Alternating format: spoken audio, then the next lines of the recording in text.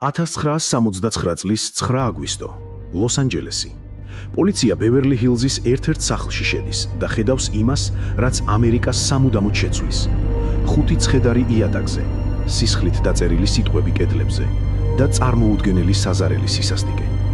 მაგრამ ყველაზე შემზარავი ის კი არ იყო თუ რა მოხდა, არამედ ის თუ ვინ გააკეთა ეს.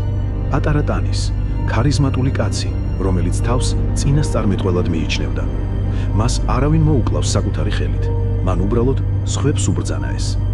დღეს ჩვენ ვისაუბრებთ ჩარლზ მენსონზე და მის ოჯახზე, თუ როგორ აქცია მან ჩვეულებრივი ახალგაზრდების ჯგუფი დაუნდობელ მკვლელებად.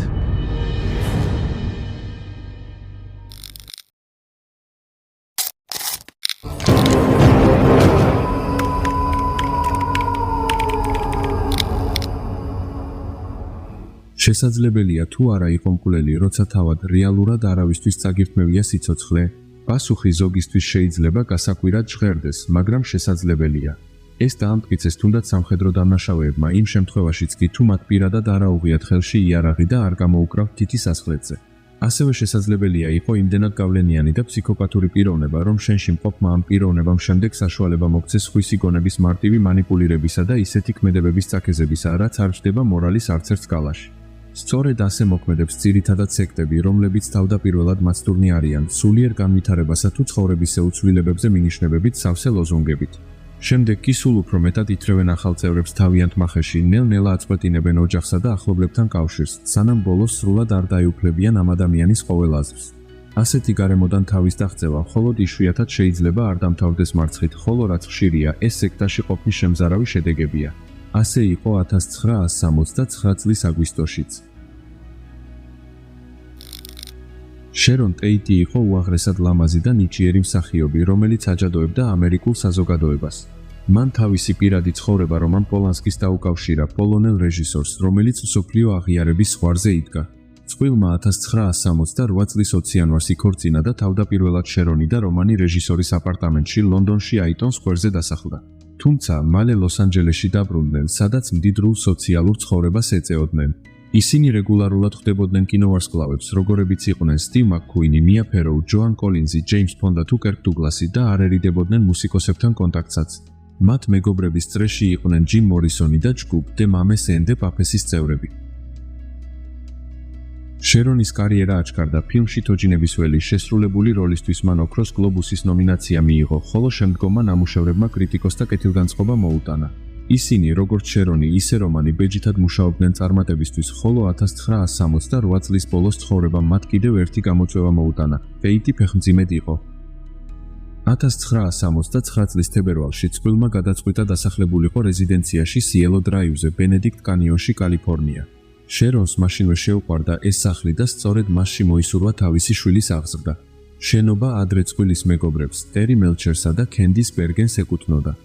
ტერი იყო მომღერალი და მუსიკალური პროდიუსერი. 1968 წელს მან გაიცნო ჩარლზ მენსონი, სექტის ლიდერის სექტას სახელად ოჯახი ერქვა. მენსონს დიდი მუსიკალური ამბიციები ჰქონდა და სჯეროდა, რომ ტერი მელჩერი დაეხმარებოდა მას ალბომის ჩაწერასა და კარიერის აწყობაში.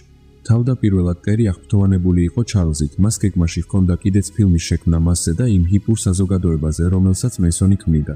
ჩარლზი ხშირად სტუმრობდა პროდიუსერს მის სახლში სიელო დრაივზე და დარწმუნებული იყო, რომ მუსიკალური სამყარო მალე მისთვის გაიღებოდა.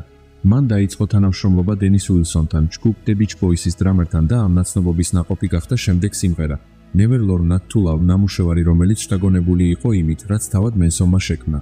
იმავე წელს მან ჩაწერა სიმღერა Look at Your Game, თუმცა მენსონის მეთქებადი და არაპროგნოზირებადი ხასიათის გამო პროდიუსერებმა უარი თქვეს თანამშრომლობაზე.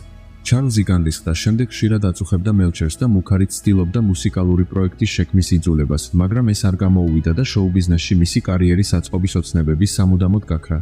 მენსონისა და შერონ ტეიტის ბედი 1969 წლის აგვისტოში გადაიკვეთა. ჩარლზი, დარწმუნებული იმაში, რომ მელჩერი კვლავ სიელო დრაივზე ცხოვრობდა, მივიდა სახლის წინ და პროდიუსერთან შეხვედრას ითხოვდა. მაშინ გაიგო, რომ ტერი გადავიდა და ამ ადგილას აღარ იმყოფებოდა. მან შემდეგ ტეიტს ცივი მზერა ესროლა, შემაშფოთებელი აურა დატოვა და გაუჩინარდა. შერონი ემზადებოდა ბავშვის დაბადებისთვის, აწყობდა ოთახს და ფიქრობდა, როგორი იქნებოდა მისი მომავალი. ცნობილი რეჟისორის გვერდით ერთი შეხედვით იდეალური ცხოვრება მაინც არ იყო პრობლემებისგან თავისუფალი. წყვილის მეგობრებმა აღიარეს, რომ ტეიტსა და პოლანსკის განსხვავებული მოლოდინები ჰქონდათ. ქალს უნდოდა უფრო მშვიდი ქორწინება, რომელიც შვილის აღზრდაზე იქნებოდა ორიენტირებული, კაცს კი სურდა ბოჰემური ქოლგის ქვეშ მცხოვრები ცოლი და არა დიასახლისი. პოლანსკი ასევე არ იყო აღფრთოვანებული ახალი როლის პერსპექტივით, რომელიც მალე უნდა მოერგო, მას არ ეჩქარებოდა მამობა, სურდა დამტკბარიყო ცხოვრებით, ეთამაშა და შეექმნა ფილმები. ამიტომაც მისი და შერონის სახლში ხშირად იმართებოდა წვეულებები, ხშირად მარიხუანითა და ალკოჰოლით შეზავებული. რეჟისორმა ასევე ღიად აღიარა, რომ ერთგულება მისი ძლიერი მხარე არ იყო, თუმცა ძალიან უყვარდა თავისი ცოლი, თავის მხრივ ტეიტსაც გულით სჯეროდა, რომ მისი ქმარი საბოლოოდ შეიცვლებოდა. წყვილს ჰქონდა ღია სახლი, სადაც სხვადასხვა წრის სტუმრები ტრიალებდნენ, თუმცა უნდა ითქვას, რომ შერონის ფეხმძიმობასაც არ შეუცვლია ეს ყველაფერი. მას უყვარდა თავისი რეზიდენცია, ამიტომ არ დათანხმდა კლინიკაში გადასვლას, რასაც რომანი სთავაზობდა, რადგან ქალს სურდა მშობიარობამდე სიელო დრაივზე დარჩენა. პოლანსკი ამ დროს ევროპაში იმყოფებოდა და ცოლთან 12 აგვისტოს უნდა დაბრუნებულიყო. მან მასზე ზრუნვა მეგობრებს მიანდო ვოიჩეხ ფრიკოვსკის პოლონელ კინოპროდიუსერს, ასევე ებიგეილ პოლჯერს, მილიონიანი ქონების მემკვიდრეს, რომელსაც მაშინ ფრიკოვსკი ხვდებოდა. 8 აგვისტოს შერომა მეგობრების წრეში სასიამოვნო დღე გაატარა. ის ქმართან სატელეფონო საუბრის შემდეგ თავის საყვარელ მექსიკურ რესტორან ელ კოიოტში წავიდა ფრიკოვსკისთან, პოლჯერთან და ასევე ჰოლივუდის სტილის ჯეი სეიბრინგთან ერთად. ისინი რესტორნიდან დაახლოებით საღამოს 11-ის ნახევარზე დაბრუნდნენ. ფრიკოვსკი თითქმის მაშინვე დაცოქვედა სართულზე, შერონი თავის აძინებელში ავიდა, სადაც ცოტა ხანს სეიბრინგს ესაუბრა, ხოლო პოლჯერი წიგნის წასაკითხად სავარძელზე მოკალათდა. 4-ულმა არ იცოდა, რომ ამ დროს 30 კილომეტრით დაშორებული რანჩოდან მკვლელების ჯგუფი დაიძრა, რომ ამერიკას ისეთი სისხლისღვრა მოუტანოს, როგორიც მას ჯერ არ უნახავს. ღამით ტექს უოტსონი, სუზან ეტკინსი, ლინდა კასაბიანი და პატრიცია კრენვინკელი თავიანთი გურუს, ჩარლზ მენსონის ბრძანებით გადავიდნენ სიელო დრაივის მამულის ჭიშკარზე. მანამდე უოტსონმა გადაჭრა სატელეფონო კაბელები, რათა არავის შეძლებოდა დახმარების გამოძახება. თავის გზაზე ისინი შეხვდნენ 18 წლის სტივენ პარენტს, რომელიც ახლახან სტოვებდა სახლს, ის უილიამ გარეტსონს სტუმრობდა, რომელიც მამულში ზედამხედველი იყო. როდესაც ბიჭი ჭიშკრის გამღებ მექანიზმთან მივიდა, რათა ღილაკზე დაეჭირა, სიბნელიდან ტექსი უოტსონი გამოჩნდა. სტივენმა ინსტინქტურად ასწია ხელები და თხოვა თავდამსხმელს, რომ არ ევნო მისთვის, მაგრამ უოტსონი ვინმეს ცოცხლად დატოვებას არ აპირებდა. მან ასწია იარაღი, დაუმიზნა და 4-ჯერ ესროლა პარენტს. სახლის ბინადრებს არაფერი გაუგიათ და წარმოდგენა არ ჰქონდათ, რა საშინელება უახლოვდებოდათ. სტივენის მოკვლის შემდეგ მკვლელები შენობაში შევიდნენ, ტექსმა პირველად მძინარე ფრიკოვსკი შენიშნა. ის მიუახლოვდა მას, გააღვიძა და უთხრა, რომ მოვიდა როგორც ეშმაკი, ეშმაკთა საქმის შესასრულებლად. პარალელურად სუზანი და პატრიცია შეუდგნენ სახლის დათვალიერებას, შემდეგ მათ იპოვეს ებიგეილი, შერონი და ჯეი. განებით შეიარაღებულმა თავდამსხმელებმა სამივეს მისცეს ბრძანება, რომ მისაღებ ოთახში გადაენაცვლათ. სეიბრინგი არ აპირებდა დანებებას და წინააღმდეგობის გაწევა დაიწყო, საპასუხოდ თავდამსხმელებმა მას ესროლეს, შემდეგ კი დანით მიაყენეს დაზიანებები. ამ დროს შეშინებული და დაჭრილი ფრიკოვსკი უკანასკნელი ძალებით გაიქცა სახლიდან გაზონზე, მაგრამ მენსონის ბანდა იქაც დაეწია მას. ჯეის მსგავსად, მასაც ესროლეს და შემდეგ სხეული დანებით დაუჩეხეს. იგივე ბედი ეწია ებიგეილს, რომელსაც ასევე გაზონზე გაქცევით, სურდა ამ კოშმარისგან თავის დაღწევა და სამშვიდობოს გასვლა. მისაღებ ოთახში დივანზე დარჩა შერონ ტეიტი, რომელიც თავდამსხმელებს ევედრებოდა ცოცხალი დაეტოვებინათ, რომ ბავშვი გაეჩინა. ის ითხოვდა 2 კვირას, რა დროს დარჩენოდა მას მშობიარობამდე. მაშინ მას მიუახლოვდა სუზან ეტკინსი და მიუგო, მისმინეთ ზუგნავ, არ მაინტერესება არც შენ და არც შენი შვილი, მოკვდები და უმჯობესია ამისთვის მოემზადო. შემდეგ მკვლელებმა სასტიკად მოუსწრაფეს მას სიცოცხლე. ხოცვა ჟლეტის ბოლოს ეტკინსმა აიღო პირსახოცი, შერონის სისხლში დაასველა და კარზე დაწერა სიტყვა ღორი. იმ სისასტიკის მასშტაბით გაბრუებულებმა, რაც მათ ჩაიდინეს, თავდამსხმელები გაიქცნენ სახლიდან და გაუჩინარდნენ სიბნელეში, საიდანაც ცოტა ხნის წინ გამოვიდნენ. მოგვიანებით ისინი მხიარულად ცეკვავდნენ მთვარის შუქზე და აღნიშნავდნენ მათ მიერ აღსრულებულ სისხლისღვრას. 9 აგვისტოს დილით სახლში მივიდა დიასახლისი უინფრედ ჩაპმანი, რომელმაც თითქმის მაშინვე აღმოაჩინა დანაშაულის შემზარავი სცენა და ყვირილით გაიქცა მეზობელთან, რომელმაც პოლიცია შეატყობინა. ჩაპმანი მოგვიანებით იხსენებდა, იმ დღეს, როგორც ნებისმიერ სხვა დღეს, ქალბატონი ტეიტის რეზიდენციაში ადრე დილით მივედი, ეს უნდა ყოფილიყო მორიგი ჩვეულებრივი დღე, ჩვეულებრივი მოვალეობები, ყოველდღიური რუტინა. წლების განმავლობაში ხომ ქალბატონი ტეიტის დიასახლისი ვიყავი, მაგრამ იმ დღეს ასე არ იყო, უკვე კართან ვიცოდი, რომ რაღაც საშინელება მოხდა. თავიდან მქონდა იმედი, რომ ეს უბრალოდ ხულიგნების გამოხტომა იყო, მაგრამ არა.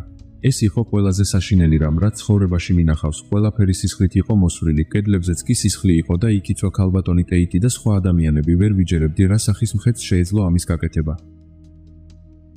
ოფიცრები მალევე მივიდნენ ადგილზე. პირველად იპოვეს სტივენ პარენტი, 18 წლის ბიჭი, რომელიც სექტამ მამულში შესვლისთანავე მოკლა. სახლში აღმოაჩინეს შერონ ტეიტისა და ჯეი სეიბრინგის დასახით შებული გვამები. ისინი მისაღებ ოთახში იყვნენ, ყელზე თოკით შეკრული. ფრიკოვსკი და პოლჯერიკი სახლის წინ გაზონზე იწვნენ. გვამების გაკვეთა მაჩვენა, რომ შერონ ტეიტს 16 ნაჩხლეტი ჭრილობა მიაყენეს. ერთ-ერთი სხვა მსხვერპლის სხეულზე კი ექსპერტებმა 51 ჭრილობა დაითვალეს. მამულის დათვალიერებისას იპოვეს მისი ზედამხედველი უილიამ გარეტსონი, რომელიც პოლიციის თქმით იმ მომენტში საერთოდ არ იყო შერაცხადი და მისი თვალები ცარიელი იყო. ის მაშინვე დააკავეს, როგორც ამ საშინელების პოტენციური ჩამდენი, ისიც რუის დეტექტორზე შეამოწმეს, მაგრამ მალევე გაირკვა, რომ მის მიერ წარმოდგენილი ვერსია სიმართლეს შეესაბამებოდა და მას არანაირი კავშირი არ ჰქონდა მკვლელობებთან. ამგვარად, გამომძიებლები უაღრესად რთული ამოცანის წინაშე დადგნენ, მათ უნდა ეპოვათ დამნაშავეები, თუმცა არანაირი მტკიცებულება არ გააჩნდათ.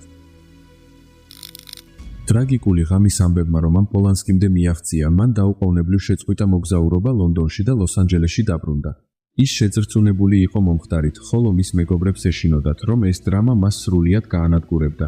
პრესა ეჯიბრებოდა ერთმანეთს შერონისადმი მიწყვნილი მორიგის სტატიების წერაში და არაერთხელ ადანაშაულებდა მას და რომანს, ჩვეულებებით სავსე ცხოვრების მიმართ გადაზედმეტებულ სიყვარულში. ამიტომ რეჟისორმა მოიწვია პრესკონფერენცია, რომელსაც უნდა შეეწყვიტა ყოველგვარი სპეკულაცია მისი ტრაგიკულად დაღუპული მეუღლის შესახებ. ის ხმაგატეხილი ამბობდა, ბევრმა თქვენგან მაიცის, თუ როგორი ლამაზი იყო, მაგრამ მხოლოდ რამდენიმე მიცოდა, თუ როგორი კარგი იყო ის. შერონი არასდროს იღებდა ნარკოტიკებს, არ ეკარებოდა ალკოჰოლს, არ ეწეოდა სიგარეტს, იყო ძალიან გრძნობიარე, არ შეეძლო ვინმესთვის მეგობრობაზე უარის თქმა. მას ბევრი მეგობარი ჰყავდა, როგორც მე ხშირად ლაპარაკობდნენ ჩვენ სახლში გამართულ ჩვეულებებზე და ეს სიმართლე იყო, იქ მუდმივი ჩვეულება გრძელდებოდა, არ იყო საღამო მეგობრებთან შეხვედრის გარეშე. ამბობდა კამერებთან რომან პოლანსკი. მენსონის სექტის მკვლელობების ისტორია შერონ ტეიტსა და მის მეგობრებზე არ მთავრდება. 10 აგვისტოს, ანუ რეჟისორის სახლში მომხდარი ხოცვა-ჟლეტის მეორე დღეს, ჩარლზმა თავის ოჯახს კიდევ ერთი სამიზნე შეურჩია. ეს იყო საშუალო ასაკის ცოლ-ქმრის, ლენო და როზმარი ლაბიანკების მამული. ღამით ჩარლზი შევიდა მათ მამულში, მიმოიხედა შიგნით და შენიშნა მძინარე ლენო, შემდეგ გამოვიდა შენობიდან და ცოტა ხანში ტექსტთან ერთად დაბრუნდა შიგნით. ბატონ ლაბიანკას აღარ ეძინა და შეშინებული უყურებდა უცნობ ადამიანებს, რომლებიც მის წინ იდგნენ. მენსონი ავიდა ზედა სართულზე და გააღვიძა მძინარე როზმარი. ცოტა ხანში კი ტექს უოტსონს მიუახლოვდა და უბრძანა, რომ ლენო კამრითა და ტელეფონის კაბელით შეეკრა. ამავე დროს ის მსხვერპლს არწმუნებდა, რომ მხოლოდ წარსვა აინტერესებდა და არაფერს დაუშავებდა. თუმცა მენსონი იტყუებოდა, სახლიდან გასვლისას მან მის ორ მიმდევარს, პატრიცია გრენვინკელსა და ლესლი ვან ჰუიტენს უბრძანა, სახლის ბინადრები მოეკლათ და მკვლელობის შესახებ მათთვის წინასწარ არაფერი ეთქვათ, თვითონ კი ადგილიდან გაეცალა. უოტსონმა ბაიონეტით მიაყენა ზიანი ლენოს, ხოლო მისმა ნაცნობებმა როუს მიხედეს. თუმცა ქალი წინააღმდეგობას უწევდა, ამიტომ მალე თავდამსხმელებს ტექსი უოტსონით შეუერთდა. ქალბატონ ლაბიანკას მთლიანობაში 41 ჭრილობა მიაყენეს დანისა და ბაიონეტის გამოყენებით. მკვლელობის შემდეგ თავდამსხმელებმა მსხვერპლთა სისხლით კარებზე რამდენიმე წარწერა დატოვეს. ერთი მათგანი იყო სიკვდილი ღორებს, მეორე კი იდიომა Helter Skelter, რაც მენსონის მიერ ჩამოყალიბებული მოძრაობის ლოზუნგი იყო და ის ჩარლზმა ჯგუფ ბიტლზის ერთ-ერთი სიმღერის სათაურიდან აიღო. მენსონი ქადაგებდა, რომ ბიტლზის ეს სიმღერა მოახლოებულ ომს ეხებოდა, თუმცა სიმღერა რეალურად გასართო პარკზე დაიწერა. მენსონი თავისი იდეოლოგიით გაშღენთილ წევრებს არწმუნებდა, რომ მოხდებოდა რასათაშორისი ომი, რომელსაც შავკანიანები გამოიწვევდნენ და თეთრკანიანთა უმეტესობას გაანადგურებდნენ. მას და მის სექტას კი თავი უნდა გადაერჩინათ უსაფრთხო ადგილზე დამალვით. ჩარლზი დაკავების შემდეგ მის ლოზუნგზე Helter Skelter-ზე ოდნავ განსხვავებული ტონით საუბრობდა. ეს არის ოცნება, ოცნებაზე უარესი, ეს არის ზღაპარი, ტრაგიკომედია, ამბობდა ის. პოლიციას ჰქონდა სასტიკი დანაშაულები, რომლებიც დღითიდღე ხდებოდა, შედეგად ლოს-ანჯელეს პანიკა დაეუფლა.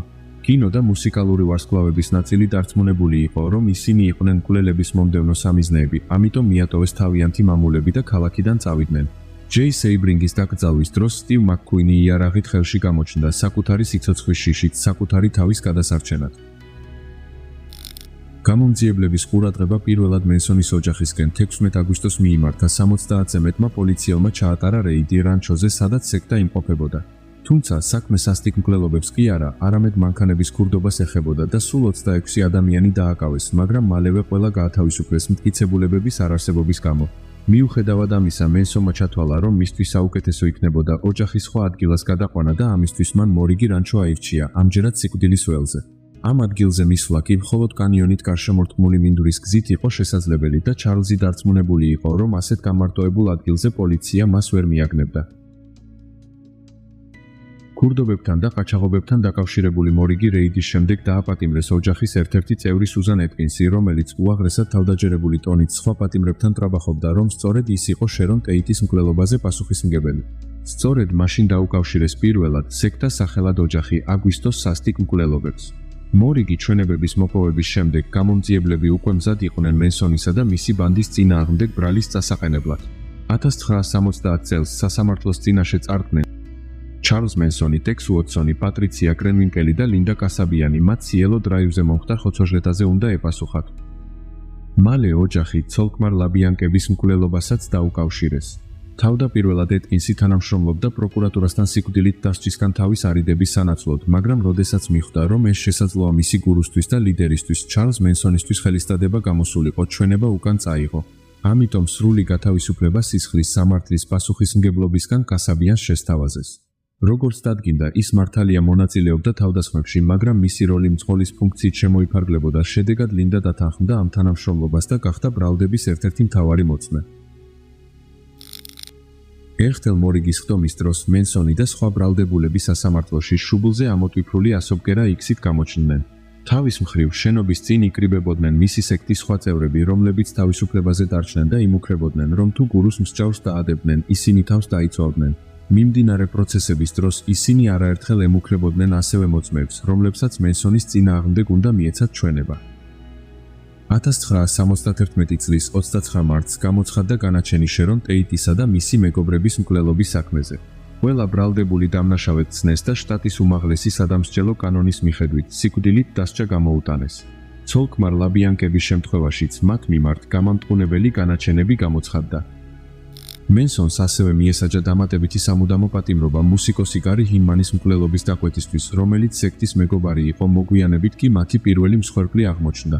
1969 წლის ივლისში სექტის წევრები მას ფულის გამოძალვის მიზნით ესტუმრნენ, თუმცა უარის მიღების შემდეგ ჩარლზის ბრძანებით ის სიცოცხლეს გამოასალმეს. გარი ბინაში გარდაცვლილი იპოვეს, მას ორი დარტყმა გულშიდანით ჰქონდა მიყენებული და ასევე სახის მარჯვენა მხარე ჰქონდა დასერილი. სექტის წევრები იმ დროს ყველაფერს აკეთებდნენ, რომ დანაშაული შავკანიანთა პარტიას დაბრალებოდა. მათ მინიშნების დატოვების მიზნით დანაშაულის ადგილზე მსხვერპლის სისხლით პარტიის ლოგოს დახატეს, თუმცა მცდელობა უშედეგო აღმოჩნდა, რადგან მოგვიანებით პოლიციამ გარი ჰინმანის მკვლელობისთვის მენსონის ოჯახის ერთ-ერთი წევრი დააკავა. გარკვეული დროის შემდეგ კალიფორნიაში შტატის კანონის შეცვლის გამო ამ შემზარავ დანაშაულებში გამოტანილი სასიკვდილო განაჩენების სამუდამო პატიმრობით შეიცვალა. ამის შემდეგ ერთ-ერთ ინტერვიუში, როდესაც ციხეში კორესპონდენტი ესტუმრა, მენსონი ირწმუნებოდა, რომ მოვლენების ასეთი განვითარება მისთვის გასაკვირი საერთოდ არ იყო. ის ამბობდა, ვიცოდი, რომ გაზის კამერაში არ წავიდოდი, რადგან არაფერი ცუდი არ გამიკეთებია. ვინ იყო სინამდვილეში ჩარლზ მენსონი? ის დაიბადა 1934 წლის 12 ნოემბერს. მისი დედა კეიტლინ მენსონ ბოუერ კავენდერი დაბადების გვარით მედოქსი სულ რაღაც 15 წლის იყო, როდესაც მისი ვაჟი ქვეყანას მოევლინა.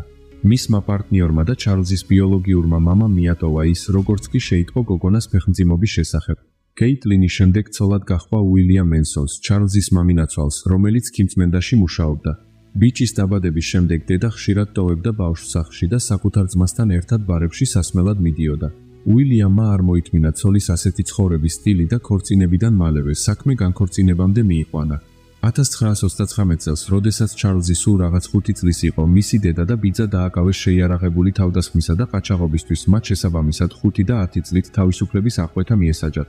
პატარა მენსონი დასავლეთ ვირჯინიაში ბიძაშვილებთან მოხვდა და როდესაც დედა ციხიდან გამოვიდა, ის კვლავ მისი მზრუნველობის ქვეშ აღმოჩნდა. ბიჭმა სკოლის გაწდენა დაიწყო, ქალი კი განუწყვეტლივ სვამდა, ის რამდენჯერმე შვილთან ერთად სხვაგან გადავიდა საცხოვრებლად, ხოლო 1943 წელს კვლავ გათხოვდა. ჩარლზი პირველად გამოსასწორებელ სახლში მოხვდა, როდესაც ის სულ რაღაც 9 წლის იყო, მაშინ მან თავის სკოლაში ოთახი გადაცვა. 13 წლის ასაკში კი ის სპეციალურ სკოლაში მოათავსეს, რომელსაც კათოლიკე მღვდლები ხელმძღვანელობდნენ. იქ უმცირესი გადაცდომისთვისაც კი მკაცრად სჭირდნენ მოსწავლეებს, სცემდნენ და აშინებდნენ მათ. მენსონმა ვერ აიტანა მსგავსი დისციპლინა ცენტრიდან გაიქცა და ღამის გათევა ტყეში და ხიდების ქვეშ აირჩია. მან დაიწყო ქურდობებზე ფოკუსირება, რაც საშუალებას აძლევდა მომდევნო დღეების შიმშილში არ გაეტარებინა. შემდეგ 1959 წელს მენსონი ინდიანას ერთ-ერთ ვაჟთა სკოლაში ჩადენილი სექსუალური ძალადობისთვის დააკავეს და არასრულწლოვანთა პენიტენციურ დაწესებულებაში გადაიყვანეს. პატიმრობაში ყოფნის მიუხედავად ის დაწესებულებაშიც აგრძელებდა სექსუალური ხასიათის დანაშაულების ჩადენას, რის გამოც 1952 წელს ჩარლზი ოჰაიოს ფედერალურ რეფორმატორიაში იქნა გადაყვანილი. ერთ-ერთ ინტერვიუში, როდესაც მას კითხეს იმ ტკივილის შესახებ, რომელიც მან მსხვერპლთა ოჯახებს მიაყენა, მან პასუხი გასცა თავის წარსულთან დაკავშირებულ მოვლენებზე მინიშნებით და ის ამბობდა: "მე არ ვიცი ტკივილი, მე არ ვიცი ტანჯვის სიღრმე, 10 წლის ასაკიდან ვიყავი ქვეყნის ყველა გამოსასწორებელ სახლში თუ კოლონიაში, იძულებული ვიყავი ავცოცებულიყავი, როდესაც სიარულიც კი არ შემეძლო, ახლა კი შეგიძლია მომიყვე შენს ტკივილზე." 1954 წელს 19 წლის მენსონი ციხიდან გამოვიდა და დასავლეთ ვირჯინიაში დეიდასთან დასახლდა. მოგვიანებით მან იქორწინა და ცოლთან ერთად ლოს-ანჯელესში გადავიდა საცხოვრებლად. მიუხედავად მძიმე გამოცდილებისა, ჩარლზმა კვლავ განაგრძო დანაშაულების ჩადენა და საბოლოოდ 1957 წელს ლოს-ანჯელესის ციხეში აღმოჩნდა, რა დროსაც მისმა მეუღლემ განქორწინება მოითხოვა. ქორწინებაში ყოფნის დროს წყვილს ვაჟი შეეძინა, რომელთანაც ჩარლზს კონტაქტი თითქმის არასოდეს არ ქონია. მენსონი აგრძელებდა კრიმინალურ ცხოვრებას, ის სპეციალიზირებული იყო ქურდობებში, ყაჩაღობებში და ძარცვებში. პარალელურად ის გახდა სუტენიორი, დაქორწინდა სექს მუშაკზე და მეორე ვაჟიც ეყოლა, თუმცა წყვილი მალევე განქორწინდა. ის ყოველწამს ხვდებოდა გისოსებს მიღმა, სადაც 1967 წლამდე ჯამში თავისი ცხოვრების ნახევარი უკვე გატარებული ჰქონდა. 1967 წელს მორიგი ციხიდან გამოსვლის შემდეგ მან დაიწყო საშიში თავგადასავალი ნარკოტიკებთან, ძირითადად LSD-სთან, რომელიც პოპულარული იყო იმ დროს ჰიპებს შორის. ის შემდეგ დასაქმდა კლინიკაში, სადაც LSD-ს გავლენას ადამიანების ქცევაზე ტესტავდნენ. დევიდ სმითის აზრით, რომელიც მას იკვლევდა, ფიქრობდა, რომ მენსონის ქცევა მკვეთრად და ბევრად უფრო სწრაფად იცვლებოდა, ვიდრე ეს სხვა პაციენტების შემთხვევაში ხდებოდა. ჩარლზმა ნარკოტიკებს, შემდეგ ფილოსოფიის, ძირითადად საიენტოლოგიის შესწავლა დაუმატა. ამავდროულად მენსონმა კარგად შეისწავლა რელიგია, როგორც კონტროლისა და манипуляციის მთავარი იარაღი, მეგობარი კრიმინალებისგან კი ისწავლა სხვა ადამიანებზე ფსიქოლოგიური ზემოქმედების მეთოდები და მათი იძულების ტექნიკა. 32 წლის მენსონი სან-ფრანცისკოში გადავიდა საცხოვრებლად, სადაც მოგვიანებით საზოგადოებისთვის კარგად ნაცნობი სექტა ჩამოაყალიბა. მან მალევე გაიცნო თავისი პირველი მიმდევარი 23 წლის მერი ბრუნერი, რომელიც კალიფორნიაში ბიბლიოთეკაში სამუშაოდ იყო ჩასული. ჩარლზმა ის მისი სახლისა და შემოსავლის გამო აირჩია და манипуლირების გზით მასთან ერთად წვრილმანი დანაშაულების ჩადენა დააწყებინა. იმ დროს 60-იანი წლების ჰიპური საზოგადოება ეწინააღმდეგებოდა საზოგადოებაში დამკვიდრებულ ნორმებს. მათ პროტესტს ხშირად გენდერული ნორმები წარმოადგენდა, რის გამოც მათი დიდი ნაწილი ხშირად სექსუალური ძალადობის დაუცველი სამიზნა ხდებოდა. ამის ნათელი მაგალითი მენსონის ყველაზე უმცროსი მიმდევარი დაიან ლეიკია. მშობლები ლეიქს ნარკოტიკების მიღებისა და სექსუალური ცხოვრების ქონაში ხელს არ უშლიდნენ. გოგონა მენსონი 14 წლის ასაკში გაიცნო, მშობლების თანხმობით შეუერთდა ჩარლზ მენსონის სექტას და მასთან სექსუალური ურთიერთობაც დაიწყო. მენსონი მიზნად ისახავდა მის გარშემო განსაკუთრებით ადამიანთა ის ნაწილი მიეზიდა, ვინც საზოგადოებისგან განდევლილი იყო და ძალიან სჭირდებოდათ ემოციური ზრუნვა. ის სან-ფრანცისკოს ქუჩებში დადიოდა და ახალგაზრდა გოგონებს იცნობდა, მათთან საუბარში თავს რელიგიურ ფიგურად ასაღებდა და მათ მის ოჯახში გაერთიანებას სთავაზობდა. შემდეგ გოგონებს ნარკოტიკებს ატენიდა და მათთან არატრადიციულ სექსუალურ ფანტაზიებსაც იკმაყოფილებდა. 1967 წლის ბოლოს მისი ოჯახის წევრების რაოდენობა საკმაოდ გაიზარდა და ისინი ლოს-ანჯელესში გადავიდნენ საცხოვრებლად. ანგელოსთა ქალაქში ისინი ეკონტაქტებოდნენ შოუ-ბიზნესში მოღვაწე სხვადასხვა ცნობილ ადამიანებს. ერთ-ერთი მათგანი იყო ჯგუფ Beach Boys-ის დრამერი დენის უილსონი, რომლის რანჩოშიც სექტა თავდაპირველად ცხოვრობდა. საცხოვრებელი ფართის სანაცვლოდ კი სექტის წევრი გოგონები მუსიკოს სექსუალურ მომსახურეობას უწევდა. 1968 წლის შემოდგომაზე მენსონი უკვე ღიად ლაპარაკობდა მოახლოებულ აპოკალიფსზე და რასობრივ ომზე, ასევე ხშირად იყენებდა უკვე ნახსენებ ლოზუნგს Helter Skelter-ს. ის თითქოს ცდილობდა მთავრობასა და შავკანიან მოქალაქეებს შორის რასობრივი ომის წამოწყებას. მენსონი თავის მიმდევრებს ეუბნებოდა, რომ თუ შავკანიანი ამერიკელები დაიწყებდნენ ომს, მათ მენსონის ოჯახი უნდა დახმარებოდა. ის თავის სექტას მუდმივ საფრთხის შეგრძნებასა და რწმენაში ამყოფებდა, რომ შავკანიანები თეთრებთან საბოლოო ბრძოლისთვის ემზადებოდნენ და როდესაც ეს არ მოხდა, მან დაარწმუნა თავისი მიმდევრები, რომ მათ უნდა დაეწყოთ იგი.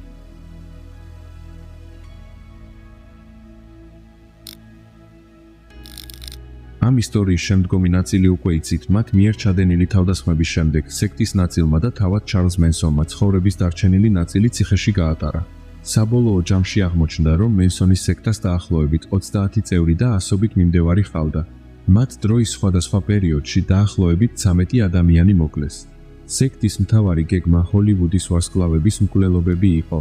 როგორც გაირკვა, მენსონის ოჯახი ელიზაბეთ ტეილორის, ფრენკ სინატრას, რიჩარდ ბარტონის, ტომ ჯონსის და სტივ მაკკვინის მკვლელობას გეგმავდნენ, თუმცა საბოლოოდ მათ ეს არ გამოუვიდათ. 2022 წლის მაისში პატრიცია კრენვინკელმა, რომელიც Cielo Drive-ზე მომხდარი ხოცვა ჟლეტის ერთ-ერთი მონაწილეა, სადაც რეჟისორ რომან პოლანსკის ფეხმძიმე მეუღლე და მისი მეგობრები დახოცეს, მიიღო თანხმობა პირობით ვადაზე ადრე გათავისუფლებაზე. ტექს უოტსონი უაღრესად ღვთისმოსავი გახდა, ის 18 ჯერ ითხოვდა ვადაზე ადრე გათავისუფლებას, თუმცა ყველა თხოვნა უარყოფილი იქნა.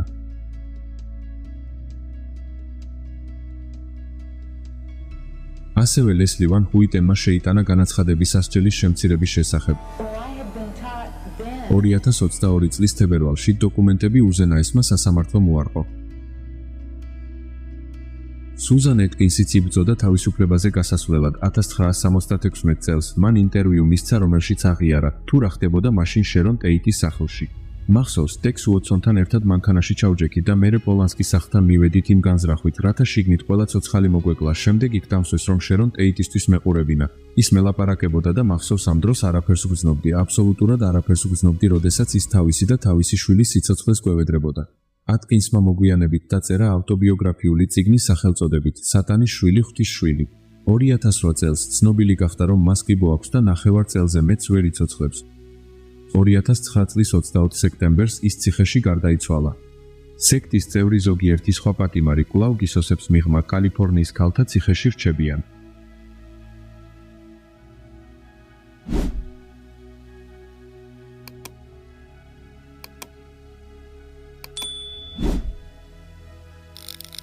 თავად სექტის ლიდერს ჩარლზ მენსონს რაც შეეხება.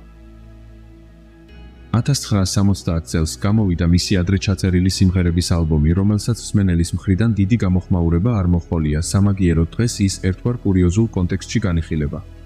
2014 წელს მსოფლიოს მოედო ინფორმაცია, რომ მაშინ 80 წლის მენსონი აპირებდა აპტონ ბარტონზე დაქორწინებას, რომელიც გაიცნო, როდესაც გოგონა სულ რაღაც 18 წლის იყო.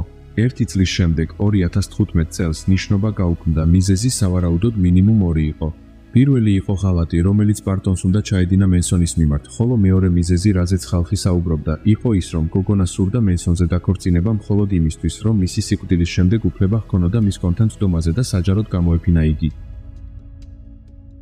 ჩარლზ მენსონი ციხის საკანში გარდაიცვალა 2017 წლის 19 ნოემბერს 83 წლის ასაკში გულის გაჩერების შედეგად. მიუხედავად მისი სიგიჟისა და შემზარავი ბიოგრაფიისა, პოპ კულტურაში ის მაინც შევიდა. მენსონი გამოჩნდა სიმღერებში, მულტფილმებსა და ფილმებში, ამგვარად მიაღწია იმას, რაც ახალგაზრდობაში ძლიერ სურდა და რაც გადაწყვეტილი ჰქონდა შოუ-ბიზნესში საკუთარი თავი სამუდამოდ დაემკვიდრებინა. ჩარლზ მენსონი ერთხელ ამბობდა, ზოგჯერ შიშს ვგრძნობ ცხოვრების მიმართ ცხოვრება მაშინებს, სიკვდილი ადვილია.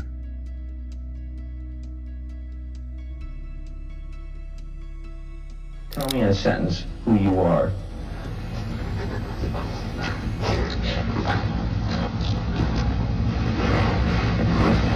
Nobody. I'm nobody. I'm a tramp, a bum, a hobo. I'm a boxcar and a jug of wine. And a straight racer if you get too close to me.